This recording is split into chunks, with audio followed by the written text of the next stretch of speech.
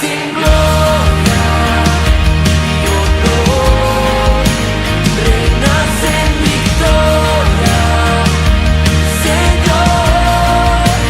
Nuestro ser entona a una voz: Cristo eres Dios, Cristo eres Dios.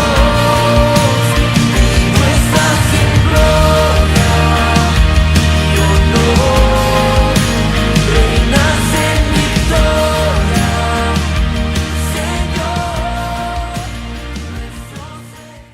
Bien, para poder adelantarnos un poquito e introducirnos en lo que sería la predicación del día de hoy, les anticipo que hoy día corresponde leer del capítulo 12 del primer libro de Samuel los primeros 15 versículos, del 1 hasta el 15, donde vamos a dividirlo de tres maneras. En primer lugar, desde el versículo 1 hasta el 5, vamos a ver el testimonio personal de parte de Samuel.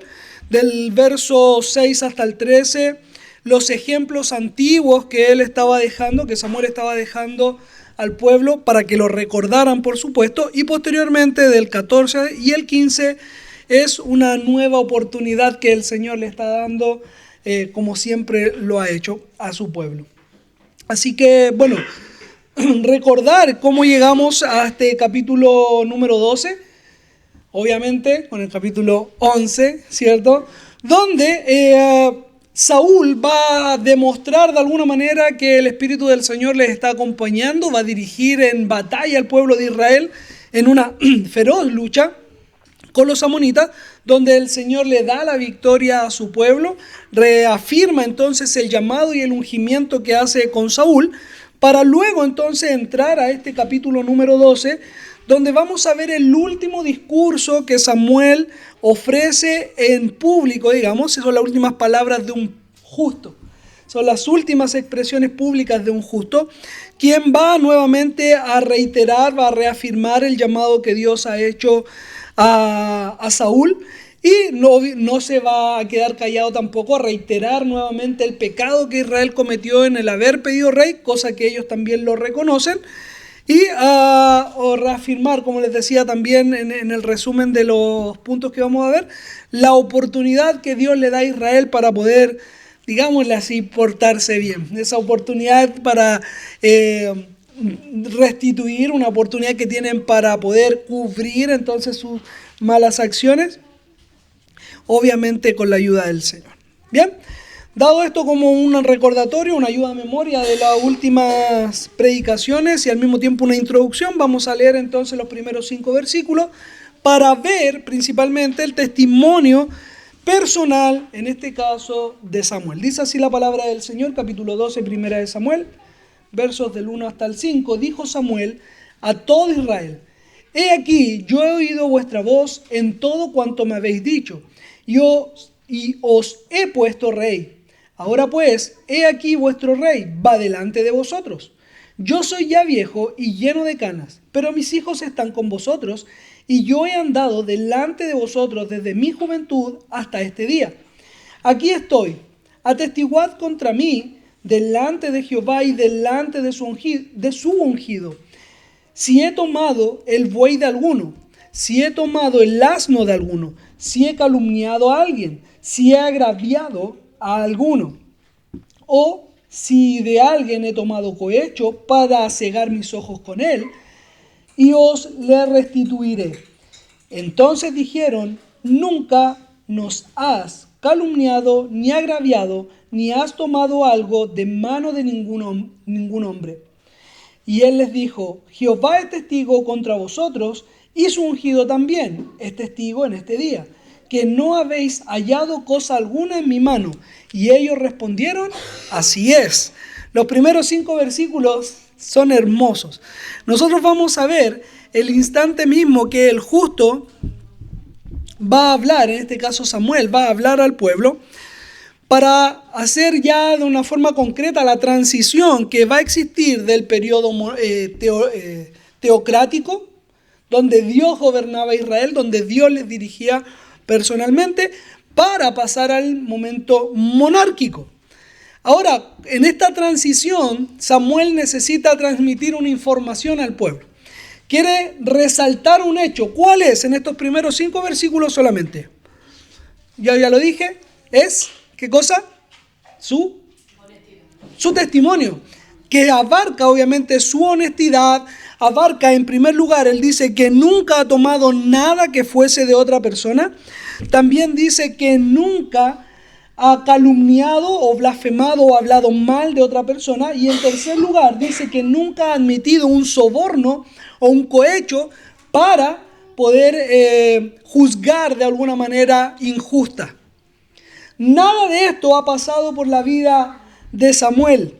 Ahora él dice, en cuanto a su testimonio, lo han visto desde que yo soy joven, desde mi juventud, de que soy niño, hasta el día de hoy. Yo he caminado delante del Señor. Paréntesis, Samuel sí, sus hijos no. Samuel fue honesto y Samuel nunca admitió un cohecho, no admitió soborno. Sus hijos sí. Ellos justamente, el libro de Samuel nos dice que ellos admitían justamente soborno para poder juzgar en virtud a uno u otro, el que pusiera más peso sobre la balanza. Eso no estaba en la vida de Samuel. Ahora, una cosa importante. ¿Quién puede, por favor, leer ahí rápidamente en sus Biblias, en el libro de los Hechos, capítulo 20, versos 26 y 27, y deje el dedito marcado ahí en Hechos 20? Hechos 20, versos 26 y 27, y deje el dedito marcadito ahí. ¿Quién lo puede leer, por favor? Y 33 al 35, ahí mismo en el capítulo 20. Dice, ni plata ni oro, ni vestido de nadie he codiciado. Antes vosotros sabéis que para lo que me ha sido necesario a mí y a los que están conmigo, estas manos me han servido. En todo os he enseñado que, trabajando así, se debe ayudar a los necesitados y recordar las palabras del Señor Jesús que dijo, más bienaventurado es dar que recibir. Testimonio de Pablo ante la iglesia. ¿Qué dice él en cuanto a su testimonio?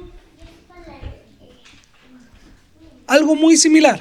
A lo mejor no con las mismas palabras, pero lo que estamos viendo acá es un testimonio íntegro delante de los demás. Es un testimonio similar al de Samuel como al de Pablo, que están presentando de que ellos, frente al servicio que entregaron, nunca admitieron nada que pudiese reprocharlos en el momento que entregaron su ministerio. Samuel ahora terminando, dando fin a lo que fue el liderazgo de él, tiene que concluirlo de la mejor manera diciendo, me he portado de la mejor manera, no por mi fuerza, sino porque el Señor ha tenido misericordia de mí. Yo he dado testimonio a los demás para que vean lo que Dios hace en la vida de quien quiere agradarle a Él, de quien llama a su espíritu para que obre en su corazón. Es Samuel el que está dando un testimonio a todo Israel, dándoles también a entender no la gloria, y vamos a usar el ejemplo de Pablo también, no es la gloria ni de Samuel ni de Pablo que acabamos de leer. No es la gloria de ellos, es la gloria del Señor que le ha dado también la posibilidad de poder decir, yo he testificado el nombre de Cristo durante todo el servicio que he entregado. Es Dios que ha tenido misericordia tanto de aquel varón, en este caso Samuel, como también de su pueblo. No es gloria para el que lo está diciendo, porque al mismo tiempo él está entregando la responsabilidad del testimonio que está entregando para quienes lo escuchan. Me explico con esto, ¿verdad? Si una persona puede decir con las mismas palabras de Samuel, cuando yo he trabajado en la iglesia, pensemos en un pastor, cuando yo he estado en la iglesia, he trabajado de la mejor manera, nunca he tocado diezmos ni ofrenda, nunca he tratado a una persona de mala manera, me he preparado de una manera correcta para poder entregar la palabra de Dios, son testimonios que un siervo puede entregar y es digno entregarlo porque estamos sirviendo a Dios, no a nosotros. Por lo tanto, cuando llegamos a decir yo he hecho algo bueno, reconozcamos que no es una gloria personal, sino que primero es la exaltación a Dios que está haciendo conmigo algo maravilloso y al mismo tiempo estamos entregando una responsabilidad a quienes nos escuchan, no para imitarnos a nosotros, sino para demostrar que Dios hace una obra tan maravillosa en mi vida que lo puede hacer también contigo. Eso es lo que nos está entregando tanto Samuel como el ejemplo después del Nuevo Testamento con Pablo. No es para una exaltación personal, por favor, hermano, y lo quiero reiterar una y otra vez. Porque cuando hablamos de testimonio, tendemos a levantar nuestro corazón y decir, yo he logrado tal o cual cosa. Y lamentablemente no es así. Es misericordia divina que ha hecho en nosotros una transformación. Lo último, Samuel, cuando se presenta delante del pueblo y hace esta comparación o estas preguntas, si yo he hecho esto, he hecho lo otro, él dice, voy a estar delante de ustedes casi como un juez que está atento a evaluar toda mi trayectoria para poder entonces culminar o decir definitivamente cómo ha sido mi comportamiento. Ahora no solamente es delante del pueblo, él dice delante de ustedes y delante de su ungido. ¿Se dieron cuenta de la expresión? Mis queridos, tengo una pregunta para ustedes. Según 1 de Juan, capítulo 2, verso 1, nosotros tenemos un abogado delante de Dios, que es Cristo. Es aquel que defiende nuestro caso. ¿Quién podrá acusarnos delante del Señor y de su ungido si es Cristo por su pueblo, por su iglesia, por su esposa? Hermanos, Samuel nos está entregando una similitud en la condición que estamos delante de Dios y de Cristo hoy día, donde ellos son testigos de lo que estamos haciendo, pero no nuestras obras, sino la obra del Espíritu en nosotros. Ellos son testigos, y si algo malo debiese acusarse delante de Dios en contra nuestra, hay alguien que tomará nuestra causa y dirá, alto, nadie podrá acusar a uno de mis hijos. El ungido del Señor, Cristo mismo, que ha venido a morir por el pecador, ha dado también testimonio delante del Padre por cada uno de sus hijos. Qué hermosa verdad es la que nos entrega estos 5 versículos. Nuestro testimonio no es nuestro, pero debemos servir de la mejor manera, para que el día en que tú salgas de ese puesto, nadie pueda decir que algo fraudulento pasó por tus manos. Mis queridos, en el trabajo que ustedes estén, deben actuar de la misma forma, porque no están trabajando para Dios, no están trabajando para el hombre, están trabajando para Dios. Charles lo citó ahí en Colosenses 3:23 hace un par de semanas atrás. Todo lo que hagamos sea para el Señor. De allí va a venir también otro testimonio. Porque no queremos exaltarnos a nosotros mismos, no queremos manifestar o representar algo que no somos, queremos glorificar a Dios. Sigamos avanzando entonces ahora desde el verso número 6 hasta el número 13. Estamos todavía en el capítulo 12. Dice así, verso 6 en adelante. Entonces, cuando él ya por fin pudo reafirmar lo que estaba diciendo en cuanto a su testimonio, solo entonces Samuel dijo al pueblo, Jehová, que designó a Moisés y a Aarón y sacó a vuestros padres de la tierra de Egipto, es testigo. Ahora pues, guardad y contenderé con vosotros delante de Jehová acerca de todos los hechos de la salvación que Jehová ha hecho con vosotros y con vuestros padres. Cuando Jacob hubo entrado en Egipto y vuestros padres clamaron a Jehová, Jehová vino a Moisés y a Aarón, los cuales sacaron a vuestros padres de Egipto y los hicieron habitar en este lugar. Y olvidaron a Jehová su Dios, y él los vendió en manos de Sisara, jefe de los ejércitos de Azor, y en mano de los filisteos, y en mano del rey de Moab, los cuales les hicieron guerra. Y ellos clamaron a Jehová y dijeron, hemos pecado porque hemos dejado a Jehová y hemos servido a los Baales y a Astarot. Líbranos pues ahora de la mano de nuestros enemigos y te serviremos. Entonces Jehová envió a Jerobal y Barak y Jefté y a Samuel y os libró de mano de vuestros enemigos en derredor y habitasteis seguro. Y habiendo visto que Nahas, rey de los hijos de Amón, venía contra vosotros, me dijisteis, no, sino que ha de reinar sobre nosotros un rey, siendo así que Jehová vuestro Dios era vuestro rey. Ahora pues, he aquí el rey que habéis elegido, el cual pedisteis. Ya veis que Jehová ha puesto rey sobre vosotros. Confrontación. Él nos va a entregar, me refiero a Samuel, el ejemplo de los antiguos. Primera de Corintios 10:11, si alguien lo puede buscar por favor en su Biblia y leerlo fuerte y claro cuando lo tenga, nos va a dar un indicativo de para qué, bueno, una de las razones, no solamente esta, pero una de las razones para las que sirven las historias relatadas en el Antiguo Testamento.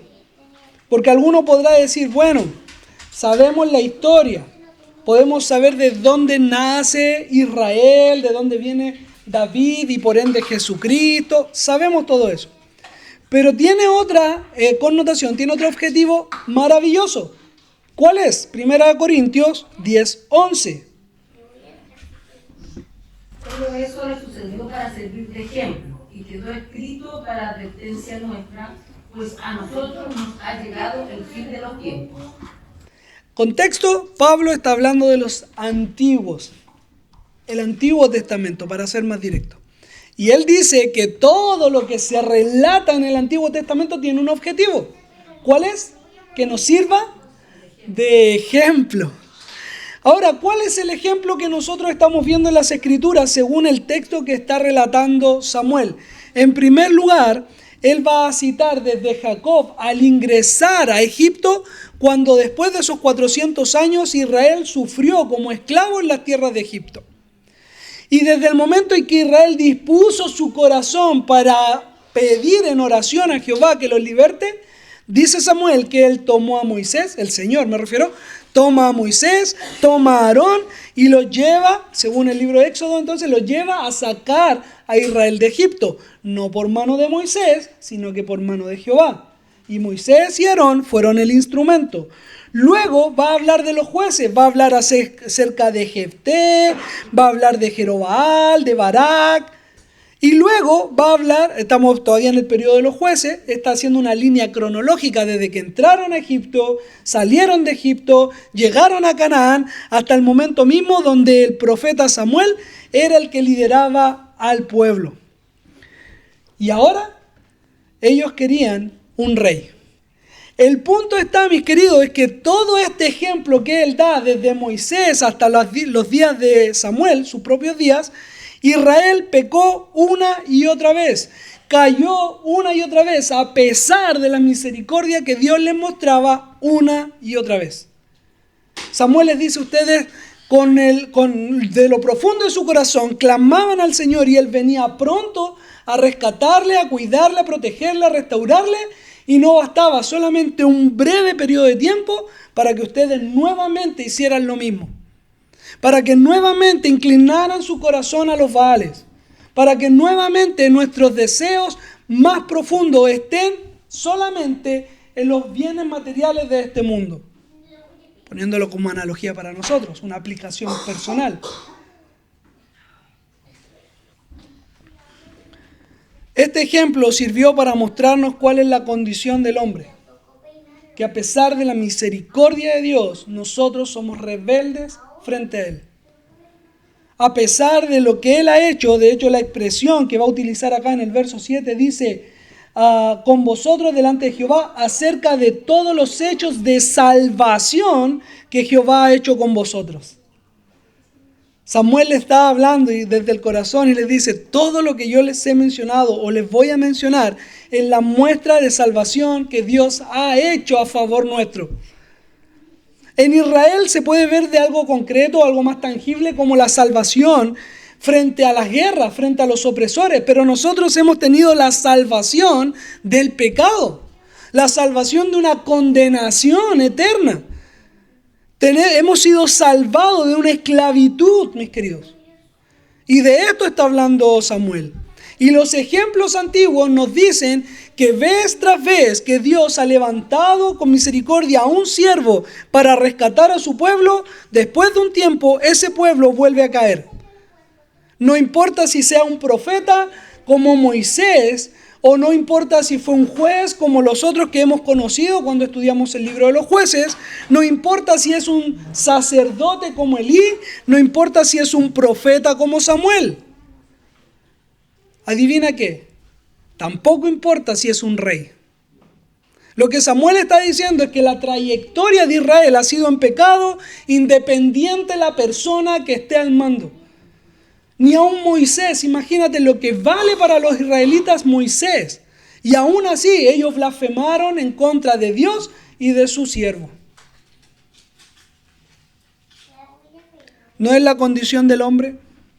¿No es nuestro constante que viendo la misericordia de Dios vez tras vez en nuestra vida, en nuestra familia, volvemos nuestro corazón a este mundo nuevamente? ¿Servimos otra vez a los Baales, a los placeres carnales, a las ganancias de este mundo? Hay algo importante de todas estas menciones desde Jacob o Moisés en adelante. Siempre hay que tener presente de que era Dios el que se manifestaba por medio de ellos. No era el poder de los jueces, ni de Samuel, ni siquiera de Moisés. Era el Señor quien tenía misericordia de ellos.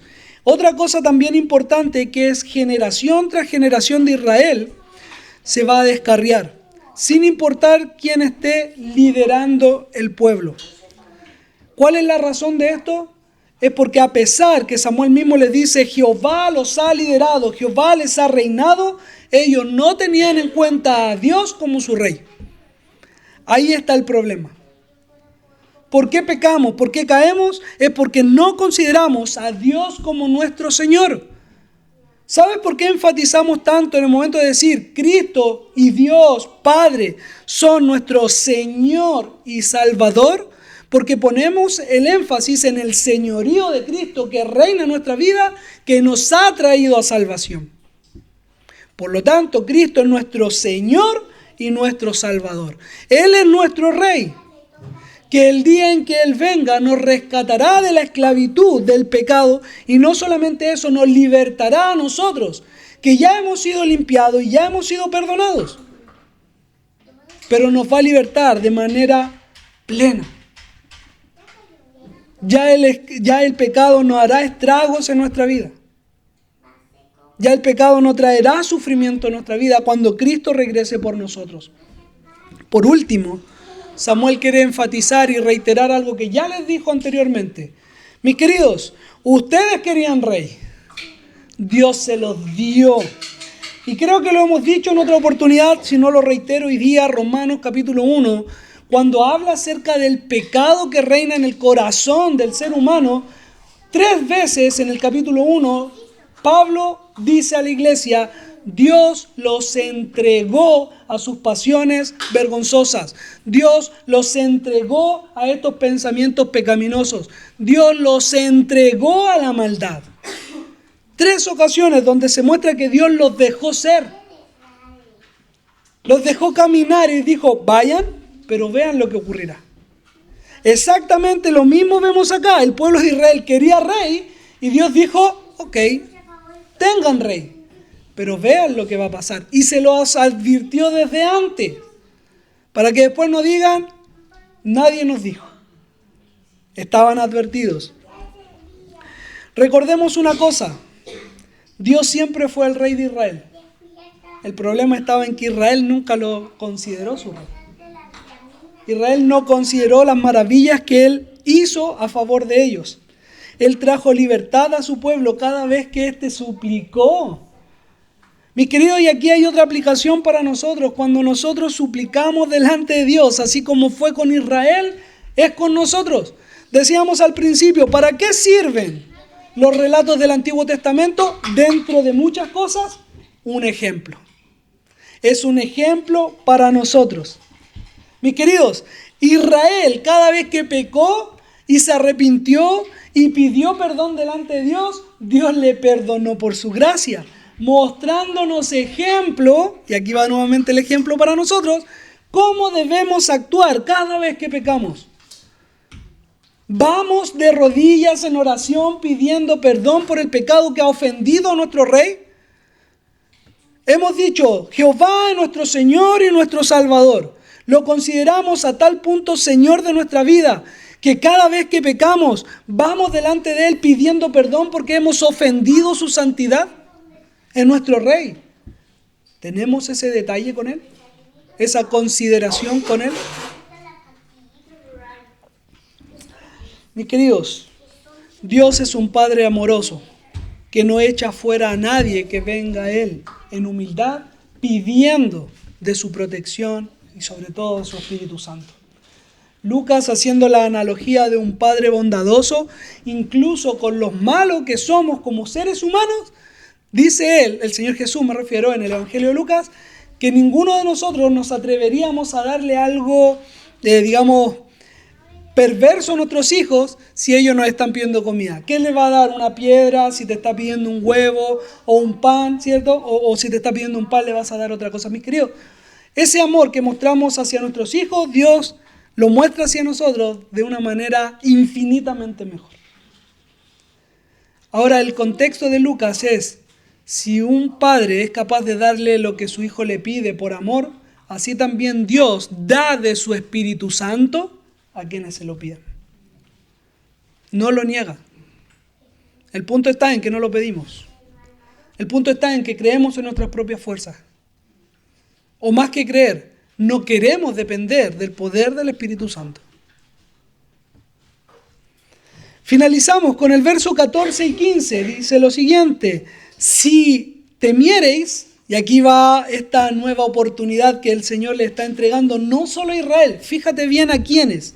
Mira, si temiereis a Jehová y le sirviereis y oyereis su voz y no fuereis rebeldes en la palabra de Jehová, y si tanto vosotros como el rey, ¿quién? Es Israel y el rey. La oportunidad es para todos. Es para todos. Ustedes y el rey, como el rey que reina sobre vosotros, servís a Jehová, vuestro Dios, haréis bien. Mas, si no oyereis la voz de Jehová, y si fuereis rebeldes y la palabra de Jehová, rebeldes a la palabra de Jehová, la mano de Jehová estará contra vosotros, como estuvo contra vuestros padres. Mis queridos, si ustedes y el rey caminan en integridad, dice Samuel, hay una nueva oportunidad para aquellos que quieran glorificar a Dios. Hay una oportunidad para todos aquellos que se han arrepentido de su maldad y quieran caminar por la senda de justicia que Dios ha trazado para nosotros. Hay una oportunidad para todos aquellos que arrepentidos vengamos a nuestro Señor suplicando por su cuidado y su ayuda. Hay una oportunidad para nosotros, mis queridos. Ahora me llama la atención porque dice en el verso 14, dice que si sirven a Jehová, si lo escuchan y todo lo demás, el final del verso 14 dice: serviereis a Jehová vuestro Dios, haréis bien. ¿Se dan cuenta de eso? ¿Les llama la atención? ¿En qué? A ver, verso 14. Si ustedes sirven a Jehová, si ustedes oyen su voz y no fuereis rebeldes, termina diciendo, haréis bien. ¿Qué les llama la atención de eso? Estamos acostumbrados a que nos digan, hace esto bien y el Señor te va a bendecir. Si tú haces la voluntad de Dios, el Señor va a abrir las puertas del cielo y va a derramar bendiciones sobre tu vida. Hermanos, dice, solamente haréis bien. Nada más. No hay promesa de prosperidad, no hay promesa de una mejora en cualquier ámbito de mi vida. Simplemente dice, eso es bueno. Nada más. Mi querido, es que el punto está en que el verso 14 y 15 nos está mirando a todos de la misma forma. Como hijos de Dios que deben glorificar a Dios. Y si lo hacemos de esta forma que Samuel lo dice en el verso 14, servir a Jehová, oír su voz, no ser rebelde. Esa es la manera, con humildad.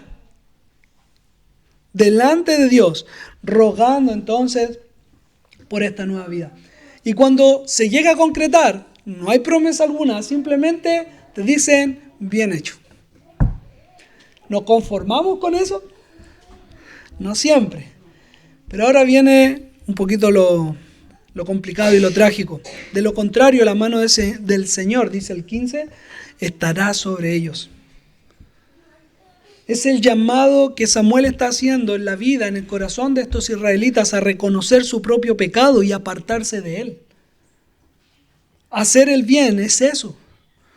Es mirar lo que estoy haciendo de forma equivocada, pecaminosa, y apartar mi pie del mal para comenzar a caminar con integridad y justicia, reflejando a mi Dios, reflejando a Cristo. Ahora, todo esto va a ser encomendado a la gracia divina.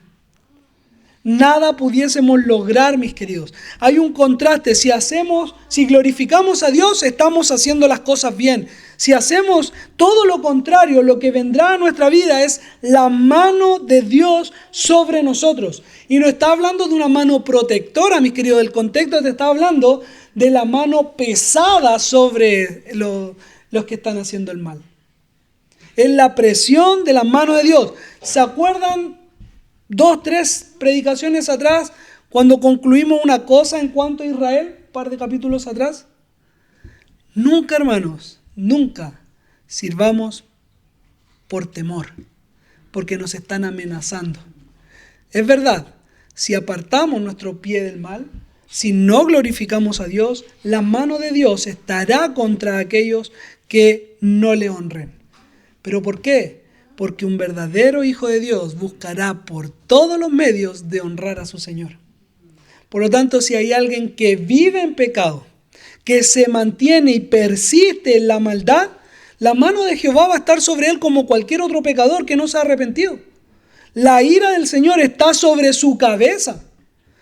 Hay una condenación sobre aquel que no ha confesado su pecado delante de Dios. Mis queridos, Dios ha enviado a su Hijo a morir en la cruz para que nosotros podamos arrepentirnos de nuestros pecados y recibir el perdón de ellos por medio de la obra de Cristo. A partir de ahí también se nos da una promesa de que Dios mismo ha dado su Espíritu como un consolador, el que nos ilumina, el que nos convence de pecado, entre muchas otras cosas más. Es el Espíritu Santo de Dios el que está generando la nueva vida en el Señor. Conclusión. 5 puntos. ¿De acuerdo? En primer lugar, todo lo que hagamos, como decíamos al principio, que sea como para el Señor. Colosenses 3:23. Esto dejará un buen testimonio cuando debas dejar el puesto en el que has servido por el tiempo que sea.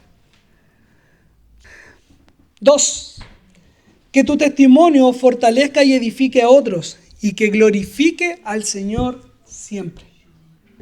Recordémoslo, por favor. 3. Generación tras generación muestran su desvío y su alejamiento del Señor. Es la realidad del hombre. Pero el Señor ha tenido misericordia de nosotros. Él nos ha llamado. Dios es un Dios de oportunidades. Él las entrega constantemente. La pregunta es, ¿estás dispuesto a tomarlo? Y por último, el reconocer y arrepentirse de su pecado implica también un cambio de actitud. Samuel le dijo, si ustedes hacen bien, está súper bien. Pero si hacen lo malo, eso no es del pueblo de Dios. Eso no corresponde a la forma en la cual Dios quiere que vivamos. Mis queridos, que el Señor bendiga su palabra, que Él bendiga sus vidas. Vamos a orar. Y no estás sin gloria.